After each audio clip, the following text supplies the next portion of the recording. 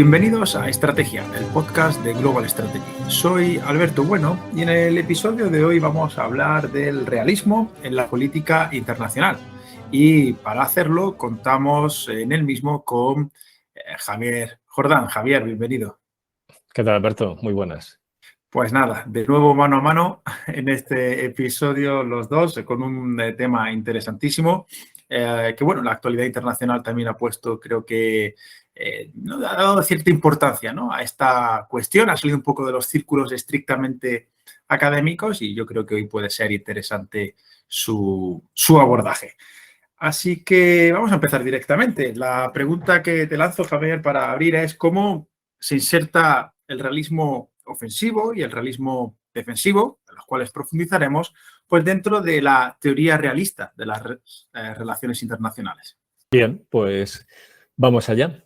En primer lugar, la cuestión sería para los que nos escuchan entender bien qué es el realismo, porque se habla mucho del realismo, a veces, como comentas, ¿no?, en los propios medios de comunicación se califican algunas políticas de realistas y no siempre es así. Por ejemplo, me acuerdo que hace ya unos meses, casi un año, se comentó, ¿no?, con este cambio de política del gobierno español apoyando la postura marroquí respecto al Sáhara, se calificó aquello de realista y veremos que precisamente esa medida, con la información que tenemos a día de hoy, es de todo menos realista. Entonces, la tradición realista es, como tal, o sea, hablo aquí de tradición, parte de una corriente dentro de la filosofía política que se remonta a milenios, ahí siempre se pone como referencia a Tucídides en su análisis de la guerra del Peloponeso, como una interpretación de aquel conflicto desde una perspectiva realista. También se suelen citar como autores que forman parte de esta tradición de pensamiento a Maquiavelo, a Hobbes, y quizás precisamente esos apellidos generan sospechas, ¿no?, sobre la moralidad de esta tradición de pensamiento. Bueno, pues para los que nos escuchan y este sea su primer acercamiento al realismo, eso es la filosofía política realista. Pero cuando hablamos de realismo, ya en nuestro ámbito nos referimos a una teoría dentro del estudio de la política internacional, dentro de las relaciones internacionales. Entonces, hay algunos principios que tienen parecido o riman o en algún caso tienen semejanza con esa filosofía política, pero no es exactamente lo mismo. En realismo, lo que vamos a tratar en este episodio es una teoría de la política internacional en general, es una de esas grandes teorías, y además es una teoría fundamental en los estudios estratégicos. Es una teoría en el sentido clave. ¿Cuáles son los principios comunes de las diversas corrientes realistas? Porque ya hablando de teoría realista en la política internacional y en los estudios estratégicos, aún así hay diversas corrientes. Hoy vamos a hablar en concreto de dos, del realismo ofensivo y del realismo defensivo, pero hay más. Entonces, ¿cuáles son los elementos comunes en esas corrientes? Yo destacaría los siguientes. Primero, que son teorías que tratan de explicar el comportamiento de los estados o de comunidades políticas asimilables. Y digo asimilables porque se puede utilizar la teoría realista actual para explicar, por ejemplo, las interacciones entre Roma y Cartago o entre Atenas y Esparta. Eso es muy común. Y no me refiero ya aquí a Tucídides.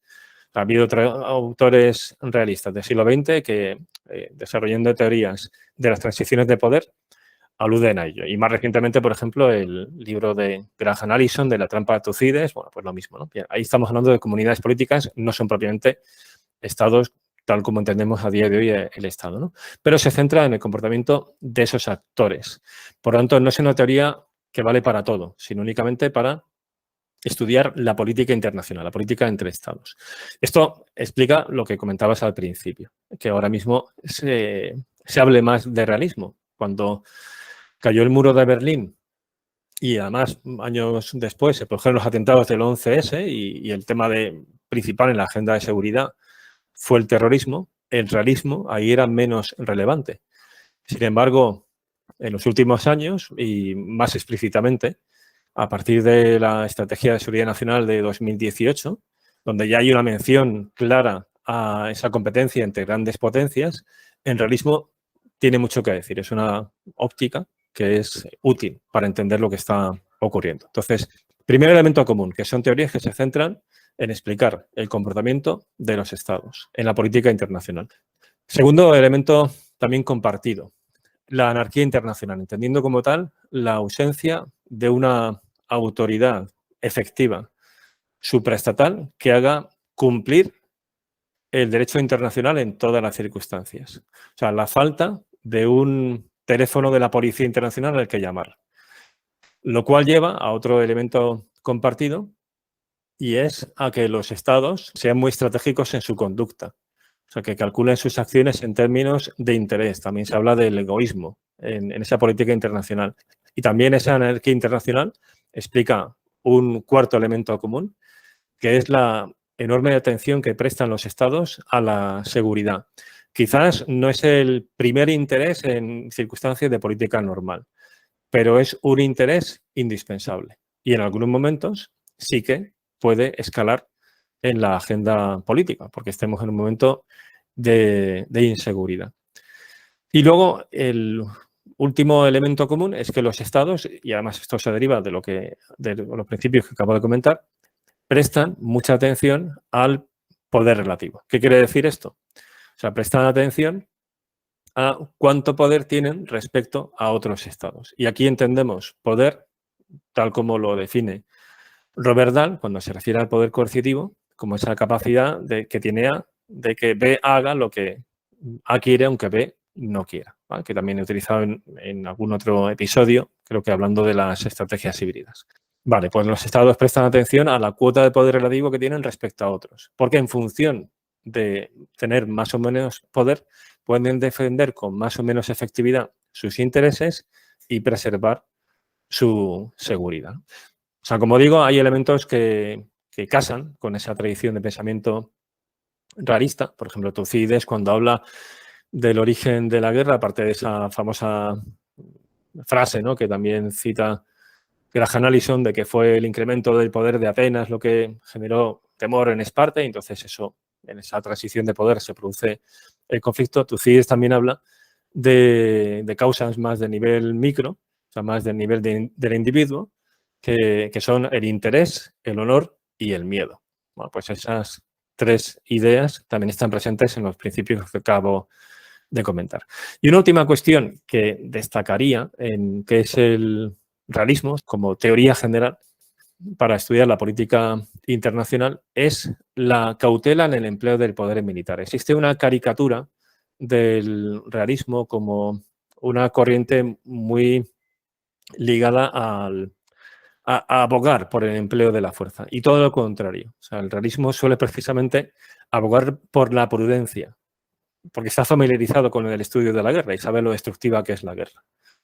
Por eso nos encontramos con autores claramente realistas que luego, ante acontecimientos concretos, son contrarios a una guerra. Por ejemplo, George Kennan y Hans Morgenthau, que son dos figuras claves del principio de la teoría realista desde el punto de vista académico, tras el fin de la Segunda Guerra Mundial, o sea, aquellas primeras décadas, pues fueron muy contrarios a la guerra de Vietnam. Año 2003, cuando hay ese debate ya inminente con la guerra de Irak, pues autores como Stephen Wolf o John Mearsheimer, que ahora vamos a hablar un buen rato de él, pues son declaradamente contrarios a la guerra de Irak. Actualmente, John Mearsheimer ha saltado del ámbito académico al público y a mucha gente además le sonará porque anda por ahí un fragmento de vídeo que circuló mucho al principio de la guerra de Ucrania, porque es un autor que se ha posicionado muy en contra de la política de Estados Unidos como un factor que ha sido, según él, determinante para esta guerra, para la guerra de Ucrania. Ahí, esto realmente sería para otro episodio porque se puede profundizar mucho más. Ahí yo tengo ya mis reticencias. O sea, respeto muchísimo a Mearsheimer y respeto además también su postura, porque es una postura además que va a contracorriente en Estados Unidos, pero quizás peca de simplificar mucho con su propia teoría a la hora de explicar ese fenómeno. Y ahora también aludiré a ello. Bueno, estos son los elementos comunes de la teoría realista para estudiar la política internacional. Y vamos a ir ya pasando a estos dos, ¿no? Al realismo ofensivo y al defensivo. Pero antes de entrar en cada uno de ellos, sí que me gustaría señalar que son, dentro de esta teoría, son realismos estructurales. Entonces, explico qué es esto del realismo estructural. Hay un libro fundamental en la teoría realista, que es el de El hombre, el Estado y la guerra, de Kenneth Wolff, donde habla de las tres imágenes a la hora de explicar la política internacional y concretamente el fenómeno de la guerra. Tres imágenes que son realmente tres niveles de análisis. Y además él en su propio libro dice, ¿por qué llamo esto imágenes? Pues porque me lo sugirió mi mujer, la explicación que da, ¿no? Pero realmente se entiende mejor como niveles de análisis. Está el nivel de análisis del individuo, es, por ejemplo, para explicar la guerra, pues ciertas personalidades como Hitler o otras que son claves a la hora de explicar el camino que lleva a una guerra, pues una mayor tolerancia al riesgo, la tener grandes visiones, ideologías radicales, etc. Un segundo nivel de análisis, la segunda imagen, es el nivel del Estado, o sea, el tipo de sistema político, la ideología que informa ese gobierno, el papel que juegan determinadas élites a favor de políticas agresivas, que sea una democracia o no.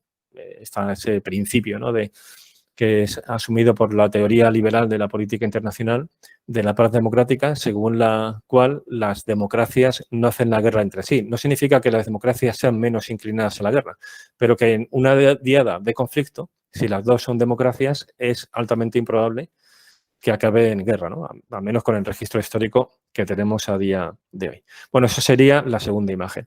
Luego está la tercera imagen, que es el nivel de análisis del sistema. Aquí, de nuevo, el autor de referencia es este mismo, es Kenneth Wolff, pero con un libro posterior, que se llama Una teoría de la política internacional, de 1979.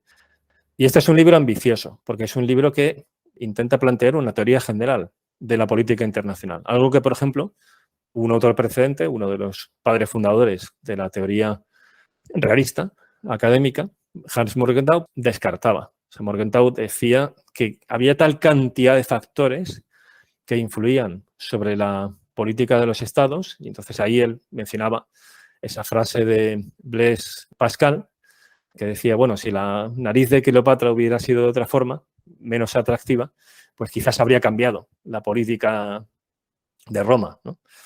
Dice, hay tantos factores, dice, ¿cómo sistematizo eso? Algo tan peculiar, tan concreto dentro de la cantidad de factores que hay. Bueno, lo que plantea Kenneth Wolff es, vamos a centrarnos de estas tres imágenes, de estos tres niveles de análisis, vamos a centrarnos en el nivel de análisis del sistema. Y con esto se refiere a la distribución de poder dentro de la estructura de ese sistema, que realmente la estructura viene dada por cómo se distribuye el poder en ella, o sea, cuál es la arquitectura de poder. Y con esto se refiere, por ejemplo, a que sea un sistema hegemónico, dominado por una gran potencia, un sistema, por tanto, unipolar. Esto a nivel global no se da, pero sí que se da a nivel regional, donde tenemos una gran potencia. En algunas esferas de poder sí que se puede dar. Hemos vivido las últimas décadas con una supremacía militar de Estados Unidos. Pero había otras esferas donde había más competencia, ¿no? Por ejemplo, en la económica. Aquí él habla de un sistema unipolar donde hay una gran potencia que domina el sistema. Un sistema bipolar donde tenemos dos grandes potencias, la Guerra Fría encaja con ello. Un sistema multipolar donde tenemos varias grandes potencias. Esto puede darse al nivel regional. Europa, durante muchos siglos, en la historia reciente, ha sido multipolar. El mundo a día de hoy se encamina cada vez más a un sistema claramente multipolar. También en el plano militar.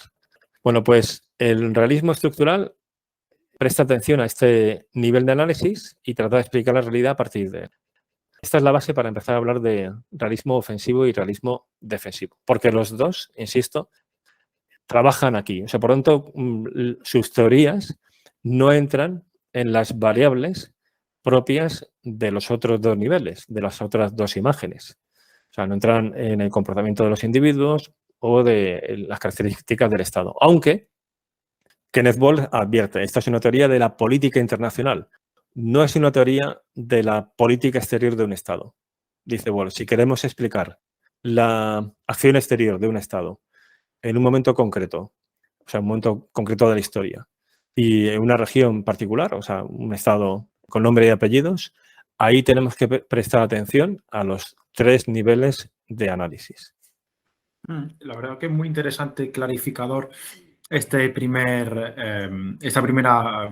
paso, este primer tema que creo que efectivamente nos sitúa en línea para abordarlos respectivamente el realismo ofensivo y el realismo defensivo, como comentabas. Así que si te parece, pues vamos con ello. ¿Qué entendemos, qué se entiende por realismo ofensivo del que ya alguna pincelada ha estado? Vale, pues vamos allá. Entonces, primera idea sobre el realismo ofensivo es cuidado con el nombre, porque da la impresión de que el realismo ofensivo sería aplicable, o sea, o que explicaría solamente el comportamiento de aquellos estados que tienen una política abiertamente ofensiva, una política imperialista en la que emprenden guerras de agresión para ampliar su territorio. Sí, eso se puede entender también desde el realismo ofensivo, pero no solo. O sea, un Estado que actúe únicamente por lo que él entiende como mejorar su seguridad, ahora veremos que también eso encaja con el realismo ofensivo. Entonces, cuidado con esa etiqueta porque he comprobado en mis años de docencia que lleva a confusión fácilmente. Quizás se entiende mejor si hablamos de realismo competitivo y realismo cooperativo. De hecho, hace muchos años leí en un libro de Esther Barbé, hace pues años 90, de hecho lo utilicé en mi tesis doctoral, el realismo cooperativo. Bueno, pues ya con el paso de los años, eso habría encajado mejor como realismo defensivo. Por lo tanto, no va de que sean políticas agresivas, políticas defensivas, sino que esto va de la actitud hacia la distribución de poder relativo. Y esto lo insisto siempre en las clases. Esta es la piedra de toque. O sea, si queremos distinguir, es la actitud hacia la distribución de poder, lo que nos permite diferenciar entre una estrategia propia del realismo ofensivo y otra del realismo defensivo. Bueno, pues entonces vamos con el realismo ofensivo. El autor de referencia, sin ninguna duda, es John Mearsheimer. Tiene múltiples trabajos y, de hecho, en su página web, que si se busca, él tiene muy de agradecer la buena costumbre de que prácticamente todo está en abierto. O sea, bueno, evidentemente los libros, que no tiene, o sea, que tendría problemas con las editoriales. Va decidido, pero se agradece. Sí, sí. Entonces, se le puede leer fácilmente y luego tiene muchas conferencias publicadas y en YouTube y se le puede seguir y además que es magistral como enseña. Entonces, su libro de referencia es La tragedia de la política de las grandes potencias, publicado en 2003. Y ahí es donde explica el realismo ofensivo. Bueno, pues voy a seguir su planteamiento, porque además Mearsheimer tiene la virtud de que es muy claro escribiendo. Y además él tiene como lema que las teorías tienen que explicar y no tienen que ofuscar, que es un magnífico consejo que deberíamos seguir todos los académicos, ¿no? Porque algunos no son precisamente fáciles. Y Mearsheimer sí que lo es. Bueno, pues los principios que él propone son los siguientes, pero antes de nada, esta es una teoría de grandes potencias y antes de nada hay que definir qué es una gran potencia y él lo hace, como buen académico también, es decir, cuáles son los conceptos que voy a emplear. Bueno, él entiende como gran potencia aquella que es capaz de enfrentarse a la principal potencia del sistema y o bien derrotarla en una guerra, o sea, él dice enfrentarse abiertamente, o bien derrotarla o bien causarle un daño muy severo. Eso es lo que se entiende por gran potencia. Entonces, esta aclaración, él plantea los siguientes principios teóricos, ¿no? Para armar su teoría. Y nos van a sonar, y de hecho lo que antes he comentado me permite esto explicarlo rápido porque están anclados en los principios básicos del realismo. Entonces, primera idea es, él dice, bueno, el sistema internacional es anárquico, no hay una autoridad central que proteja a unas potencias de otras. Esto es fácil de entender. Segundo punto, las grandes potencias son actores racionales, es decir, son actores estratégicos y prestan atención a las consecuencias a corto, medio y largo plazo de sus acciones. Insisto, son actores estratégicos, tratan de defender su interés. Luego ya, en el estudio concreto de caso, habría que refinar esto, ¿no? Porque no siempre las decisiones son estratégicas. Pero damos por válido que sí, de entrada, hemos de asumir, salvo que se muestre lo contrario, que su conducta es estratégica. Tercer principio, el tema de la seguridad, ¿no? Dice, la supervivencia es el objetivo básico y principal de cualquier Estado.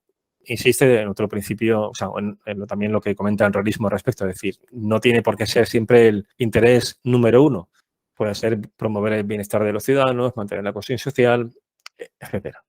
Pero por encima de todos ellos, si las cosas vienen mal dadas, va a estar la seguridad nacional, porque a falta de seguridad, el resto de intereses se ven socavados.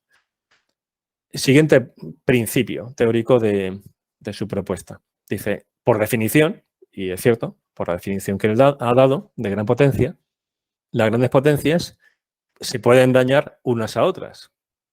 Esto va también de suyo en esa definición. Y esto lo plantea por lo siguiente. Dice, y este sería el siguiente principio, como los responsables políticos no conocen con certeza las intenciones de las otras grandes potencias, de los dirigentes de esas otras grandes potencias, ni a día de hoy, ni especialmente en el futuro, porque esas élites políticas pueden cambiar, porque la distribución de poder puede cambiar, o sea, una potencia que a lo mejor está en ascenso, de momento no se plantea cambiar el statu quo, que además beneficia a la potencia predominante. Pero cuando esa potencia aumente su cuota de poder relativo, incluso llegue a convertirse en una potencia par con la potencia dominante, seguramente querrá cambiar las reglas del juego, querrá influir. Vamos, eso ocurre hasta a nivel personal. Cuando uno empieza la carrera, pues, o cuando uno termina, mejor dicho, la carrera, al principio quiero buscar trabajo y encontrarlo cuanto antes. Cuando uno ya se va situando, lo que quiere es progresar, quiere influir, quiere contar, ¿no?, en los acontecimientos. Eso también ocurre lógicamente, con las grandes potencias. Por lo tanto, esas intenciones que a día de hoy pueden ser cooperativas o no subversivas respecto al sistema establecido por la potencia dominante, pueden cambiar, ¿no? Bien, a partir de estos principios llega la conclusión principal, que es, como estamos en un sistema donde pueden plantearse amenazas a la seguridad, y la seguridad es relevante por parte de otras grandes potencias y además no tenemos certeza de cuáles son sus intenciones, la mejor estrategia para conseguir esa seguridad, a partir de todas las premisas previas, es disponer de más poder que el resto de grandes potencias. Esa es la conclusión a la que, según Mearsheimer, llegan las grandes potencias. Es a partir de todo lo que antes he comentado. Es decir, como no, aunque aparentemente nos llevemos bien, no hay motivos sólidos para confiar de manera ya plena y continuada en el resto de grandes potencias. Esto puede torcerse. Y en tal caso, la garantía para mi seguridad será con cuánto poder cuente, de cuánto poder disponga. Y esto lleva a esa tragedia de la política de las grandes potencias, que da título al libro. Y es a la competencia continua. O sea, las grandes potencias van a tratar de tener siempre más poder que el resto. Y esto es algo recíproco, lo cual lleva una competencia continua. Para sintetizarlo, y por eso digo que el realismo ofensivo también se podría entender como competitivo, la conclusión a la que lleva el realismo ofensivo es que más poder relativo, o sea, más poder que el resto de potencias, es igual a más seguridad. O sea, la seguridad depende de cuánto poder relativo tenga yo, ¿no? Incluso las propias potencias que están en una situación dominante, que están en una situación cómoda, de poder relativo, prestan atención a cuál es esa distribución, porque eso es algo dinámico, eso es algo que puede cambiar. Se mantienen vigilantes respecto a la distribución de poder relativo, ¿no? Un ejemplo, por poner algunos ejemplos históricos. Reino Unido, finales del siglo XIX, principios del siglo XX, era la principal potencia dentro del concierto europeo y una gran potencia mundial. Cuando von Tirpitz plantea la idea de la flota de riesgo en la Alemania del Kaiser Guillermo, con esa idea de decir, quizás no vamos a llegar a tener una flota igual o superior a la del Reino Unido, pero sí una que sea suficiente para, si hay una guerra, causarle un daño severo. Esto, la verdad es que suena bastante a lo que nos dice Mearsheimer. Y eso ya contará, o sea, eso hará que Inglaterra nos respete y que evite una guerra con nosotros. Vale, es un error de cálculo y así se vio, porque las grandes potencias se mantienen vigilantes. Los británicos ven eso y lo que hacen es doblar la apuesta, aumentar su flota y además alinearse con otros estados, con Francia fundamentalmente y también con Rusia, con el fin de contrapesar ese aumento de poder de Alemania en el plano naval. Estos son los principios fundamentales del realismo. ¿Y qué consecuencias tiene esto? Por también bajar algunos ejemplos así discernibles, ¿no? en la actualidad. Uno, por ejemplo, es que, dice Mearsheimer, las grandes potencias van a buscar la supremacía en su entorno regional, hasta que sean la gran potencia a nivel regional. Él pone el ejemplo de Estados Unidos y la doctrina Monroe. Dice, Estados Unidos ya se siente seguro cuando se convierte en la principal potencia del hemisferio occidental y logra echar al resto de potencias, a las potencias europeas, y además ahí la última es España, 1898, y consuma la doctrina Monroe. Ya no hay interferencias de otras grandes potencias. Esta es la argumentación que da Mearsheimer para poner gran parte de la responsabilidad en Estados Unidos de la guerra de Ucrania. Claro, aquí es donde empiezan ya las cuestiones cuestionables, porque que lo que viene a decir es Rusia, entre comillas, ¿no? Y aquí no quiero manipular, ¿no?, sus palabras, pero vamos, hace poco le he escuchado en una conferencia y está su idea básica, ¿no? Viene a decir, Rusia tiene derecho a tener una doctrina Monroe en su área de influencia, si interferimos ahí, va a reaccionar. Otra cosa, y aquí donde me diría mi crítica principal, otra cosa es que sea proporcionado mediante una guerra de agresión, una invasión y luego además el modo como se está conduciendo la guerra. Pero esta sería la lógica. Es decir, las grandes potencias no se sienten seguras hasta que son potencias dominantes en su área regional. Pero va más allá, porque Mearsheimer dice lo siguiente. Una vez que han conseguido ser potencias hegemónicas en su área regional, sobre todo además él habla de la masa territorial, o sea, que haya mares de por medio para afianzar esa seguridad, plantea Mearsheimer, tratarán de evitar que surjan potencias hegemónicas en otras regiones del mundo y actuarán como equilibradores de ultramar, o dicho en inglés, offshore balancers. O sea, harán ese equilibrio de ultramar para evitar que surjan pares.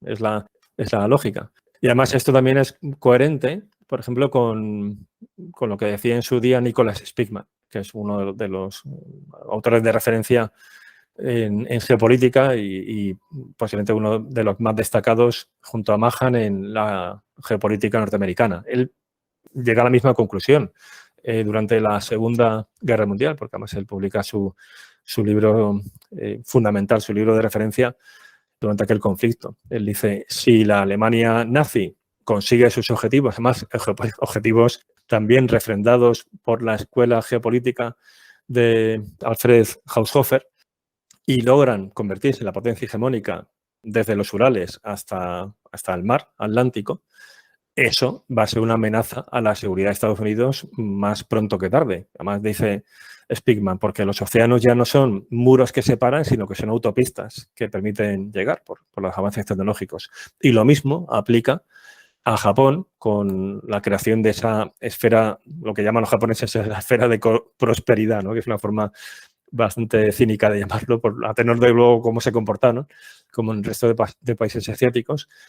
Si se convierten en gran potencia en Asia-Pacífico, también será una amenaza a la seguridad de Estados Unidos. Y eso también da lógica a la estrategia de Roosevelt durante la Segunda Guerra Mundial.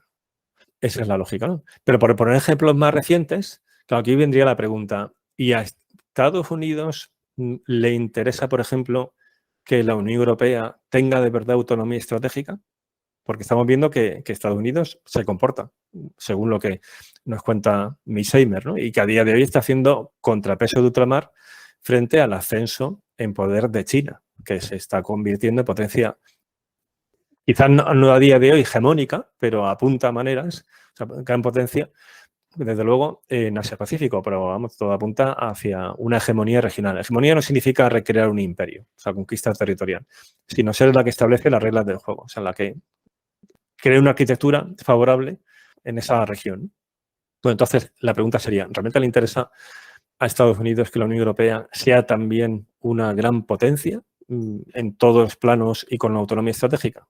Bueno, pues yo creo que la respuesta es fácil de intuir. No, o sea, le interesa una Europa próspera y sí, un mercado común, una Europa estable, pero ya con autonomía política y militar, desde luego, vamos, yo tengo mis dudas y por decir directamente que no, sería un rival sistémico también. Y ya para terminar con el realismo ofensivo. ¿Cuáles son las estrategias propias del realismo ofensivo? Muchas de ellas, Semi las desarrolla en su libro, pues van desde el equilibrio de ultramar, la guerra por delegación, el de castar, cambio de régimen, incluso la guerra preventiva.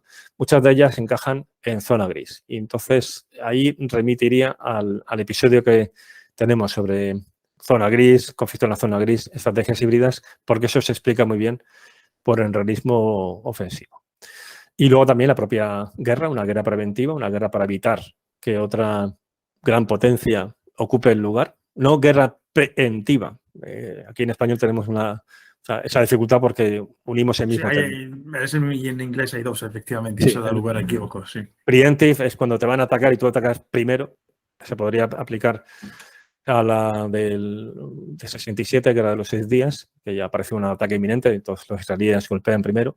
Pero no se refiere a eso, ¿no? En este caso, ¿no? Se refiere a preventiva de una guerra que no es inminente, pero se busca con el fin de evitar esa desventaja de poder a largo plazo.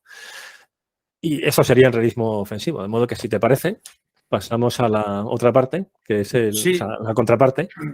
Que es el defensivo, pero solo una cosa, vamos, por un pequeño comentario, ¿no? Muy interesante en estos meses, y a propósito de lo que mencionabas de mes a mes, como, bueno, un debate que se ha suscitado entre algunos autores, profesores de estudios estratégicos, de relaciones internacionales, identificados o autoidentificados como realistas, ¿no? Que están trabajando, revisitando los fundamentos del realismo ofensivo.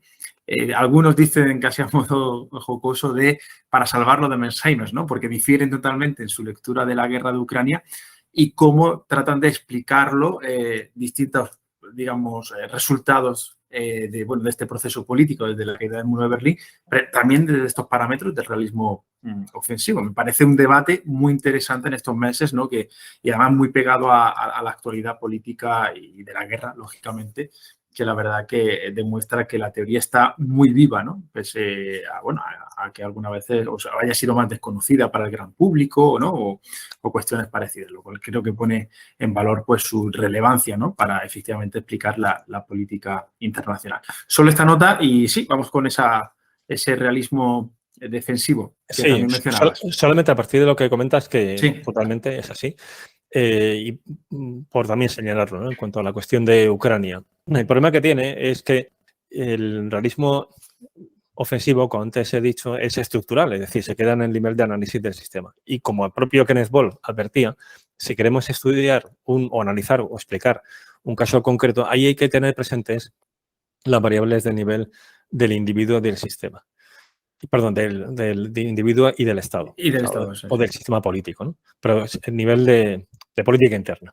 Claro, es que eso no se tiene en cuenta cuando Misemin explica la guerra de Ucrania. Entonces, es verdad que esas tendencias están ahí. O sea, al final, el nivel del sistema son como grandes corrientes, pero luego el buque puede tomar una dirección u otra. Es verdad que si va en contra de la corriente sistémica, puede pagarlo o puede ser más difícil desarrollar una determinada política. Incluso puede ser peligroso porque la tendencia sistémica te orienta hacia una determinada estrategia, ¿no? Pero claro, a la hora de explicar esa guerra, por ejemplo, hay factores como cómo entiende Rusia la democracia, pues como una amenaza al régimen. Y eso es relevante en su cálculo de costes-beneficios en su propia estrategia. Entonces, el no querer integrar esas variables, no en la teoría general, porque es totalmente legítimo que no lo haga en la teoría general, pero tampoco en el caso concreto de Ucrania, lleva a que las conclusiones no sean del todo completas, ¿no? Pero bueno, dicho eso, o sea, la verdad, mi máxima admiración hacia el trabajo de Misemin, aunque en este aspecto concreto pues no estemos de acuerdo. Pero bueno, eso es lo propio del mundo académico, que es algo que quizás en la sociedad parece que si no están de acuerdo ya odias a una persona y no es así, sino que es bueno el argumentar y tener diferentes puntos de vista, ¿no? Así nos enriquecemos todos. No, y que demuestra que hay teorías, perdona Javier, que efectivamente, o sea, siempre está esta separación, no como, no, la discusión teórica nada tiene que ver con lo que pasa. Bueno, este es un ejemplo perfecto que se busca expresamente entrelazar la teoría con la práctica y la política. Así que, bueno, valoremos eso también, ¿no? O sea, póngase también sobre la mesa, ¿no? Que me parece relevante. Sí, vamos con, como decías, con el realismo defensivo. Ok, pues vamos entonces con esta otra variante.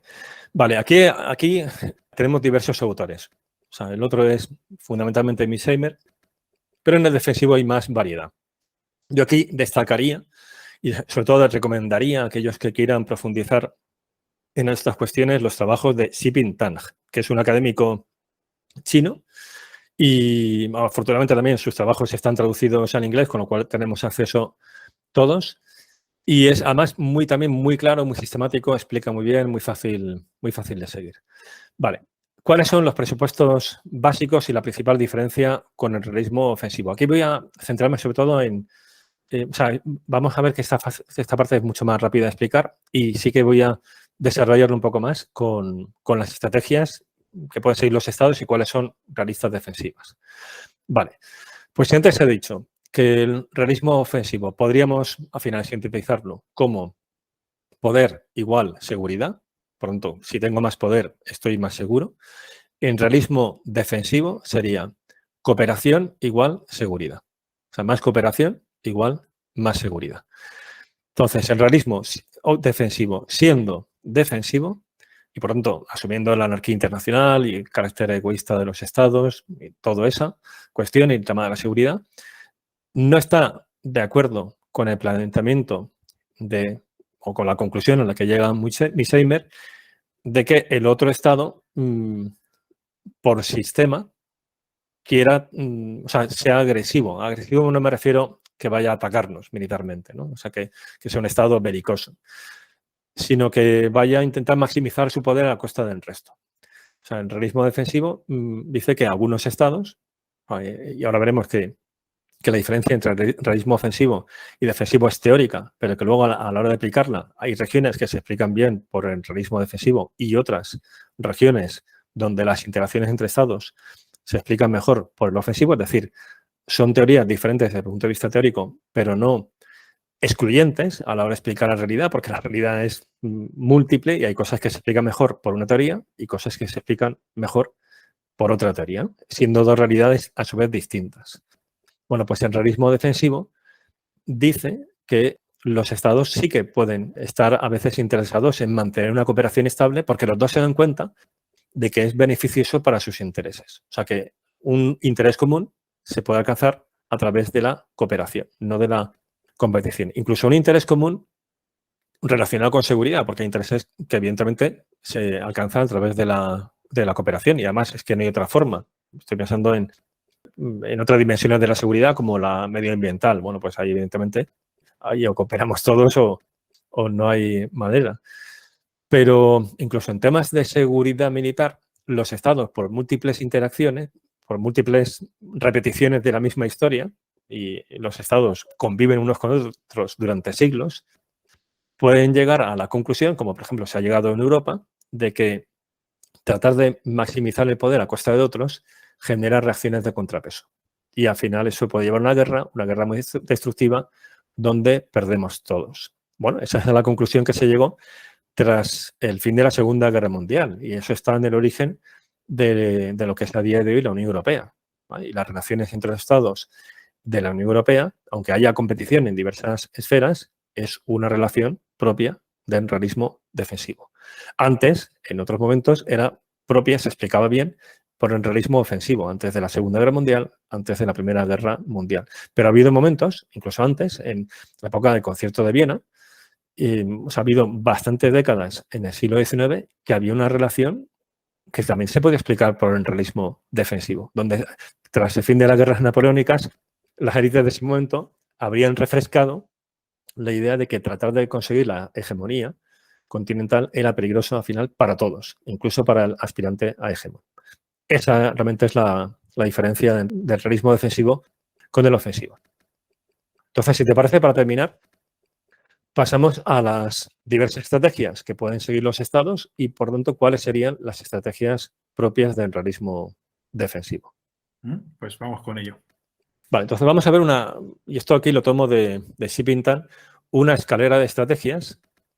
Las que voy a plantear son estrategias, ahora mismo no voy a ponerle apellido, de si son propias del realismo ofensivo, defensivo, incluso si son realistas o no.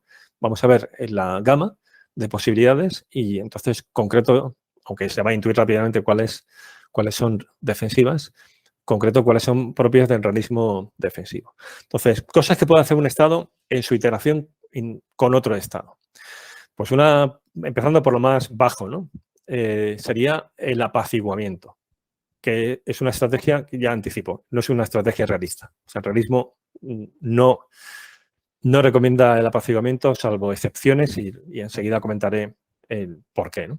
O sea, cuáles son esas excepciones. Pero no lo recomienda porque es una estrategia perdedora. O sea, el apaciguar a otro Estado, darle lo que quiere, cuando lo que quiere más lo está pidiendo de malas maneras, mediante una política agresiva, con el fin de intimidar, de ejercer coerción, tratar de ser en esas circunstancias acomodaticio o conciliador, pues lleva a que el otro se aproveche aún más, ¿vale? Y eso es una dinámica peligrosa.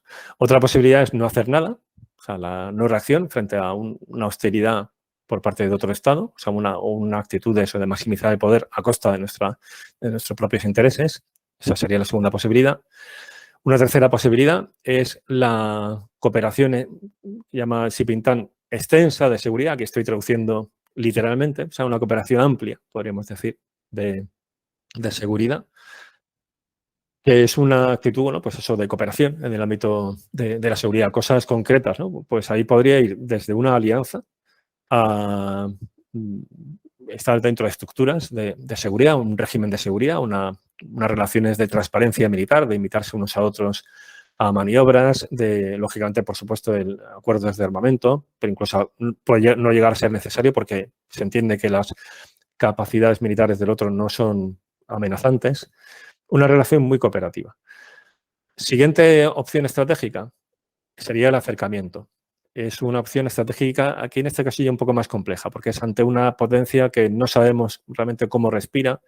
Por tanto, inicialmente se le envía un mensaje conciliador para dejar claro que no tenemos intenciones hostiles y disipar el dilema de seguridad. Del dilema de seguridad hablamos en aquel episodio de la disuasión, ¿no? Que es esa situación que se produce cuando un Estado, intentando mejorar su seguridad sin pretenderlo, genera inseguridad en el otro, que a su vez responde, y entonces el primero también lo interpreta mal y responde, y entonces se genera una espiral que es peligrosa, ¿no? Entonces, se trata de entrada, disipar cualquier atisbo de dilema de seguridad, mostrar intenciones amigables, invitar a cooperar a la otra parte, pero al mismo tiempo estar vigilante en ese acercamiento con elementos de disuasión y de defensa ante la posibilidad de que el otro sea realmente un Estado con intenciones agresivas. Siguiente paso en la escala, y aquí llevamos a estrategias más duras en la política exterior y de defensa, es la contención, que admite tanto una contención pasiva, de ya pura disuasión y defensa, a una contención activa, que es tomar la iniciativa y tratar de tener una posición de ventaja en términos de poder relativo respecto al otro Estado. O sea, incluso el decastar políticamente al otro Estado, intentar incluso cambiar su régimen político. Y por último estaría la guerra preventiva. Bien, esta es la escalera de estrategias. Un poco yo creo que ya se intuye por dónde va el realismo defensivo. Bueno, pues de entrada, el realismo defensivo descartaría el apaciguamiento y el no hacer nada, ¿vale? Eso no es propio tampoco del realismo defensivo. Y antes hacía mención a la política española, ese giro que ha habido respecto al plan de Marruecos para Sáhara Occidental. Bueno, si esa decisión, que no tenemos ahora mismo ni idea de cuál es el motivo último de por qué se ha hecho eso, es resultado de la presión que ha ejercido Marruecos en los últimos ya años, meses, y que hablamos de ella en algún episodio, hice alguna mención en ese episodio de las estrategias híbridas y en la página de Global Strategy tenemos varios artículos al respecto y se pueden buscar ahí, el tema de estrategias híbridas de Marruecos, Ceuta, Melilla y demás. Si esa decisión ha sido resultado de esas estrategias de Marruecos, eso sería apaciguamiento. Y es una estrategia peligrosa, porque envalentonas la otra parte. Y si un día te plantas, puede haber un choque. Entonces, esa es una mala estrategia.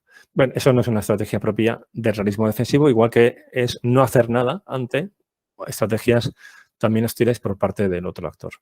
En cambio, sí lo sería esa cooperación amplia de seguridad, pero siempre que la otra parte se conduzca también de acuerdo con el realismo defensivo. Si no tenemos claro si el otro es un realista defensivo, entonces la estrategia recomendable sería la del acercamiento, que estoy también traduciendo del libro de Xi Jinping, lo llama engagement, es una traducción tanto libre, pero creo que se entiende mejor con ese término, que es, de entrada nos mostramos conciliadores, por tanto, una acción así conciliadora per se no es apaciguamiento porque estamos tanteando, estamos mostrando buena voluntad, estamos señalando, pero en función de cuál sea la respuesta del otro, si es de reciprocidad, también de cooperación, de amistad, bueno, pues se puede pasar a esa cooperación extensa de seguridad, a esa cooperación amplia de seguridad, pero si no lo es, entonces esas medidas que entraña el acercamiento de disuasión, de defensa, son oportunas. Es más, si la otra parte claramente, o sea, se desvela como un Estado que tiene una estrategia propia del realismo ofensivo, o sea, de maximizar su poder a costa de nuestros intereses, ahí también sería una estrategia realista defensiva la contención.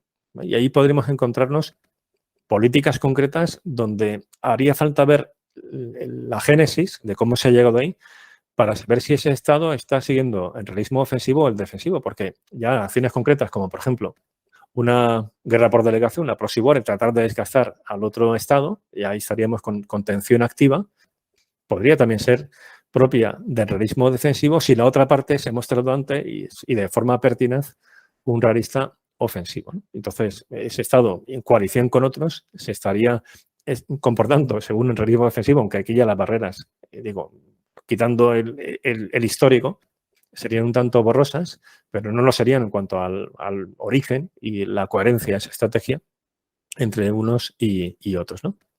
Lo que no sería nunca propio del realismo defensivo es la guerra preventiva o las estrategias de zona gris si la otra parte no se ha mostrado como un realista ofensivo y entonces ya estamos en un toma y daca tratando de mantener la propia seguridad desgastando al otro, ¿no? Pero la guerra preventiva nunca sería propio del realismo defensivo. Y con esto me he pasado un poco respecto al tiempo que nos habíamos marcado, pero estaría presentado esas dos variantes. Ya una presentación de lo que es el realismo. Podremos en otros episodios profundizar en algún otro aspecto concreto, pero qué es el realismo ofensivo y qué es el realismo defensivo básicamente estaría ya explicado. Creo que ha merecido la pena el extenderse un poquito del tiempo, pero muy interesante, relevante el episodio. Creo que efectivamente sirve para introducir temas y cuestiones teóricas a priori áridas, pero que, como estamos señalando, tienen un mayor interés y frente a estereotipos, pues son mucho más ricas, complejas, en el mejor sentido de la palabra, de lo que, ¿no?, en un primer momento se puede pensar, y además nos ayudan a entender la realidad o a tratar de explicarla, ¿no?, al menos parcialmente. Así que un capítulo muy interesante. Javier, gracias de nuevo por estar con nosotros y por aportarnos estas píldoras. Muchas gracias a ti y a los que nos escuchan. Pues como siempre, nos vemos en próximos episodios. Solo recordar que, por supuesto, los me gusta, likes, los comentarios en iVoox, en YouTube y demás, más que bienvenidos y agradecidos. Y hasta la próxima, Javier. Un abrazo. Un abrazo.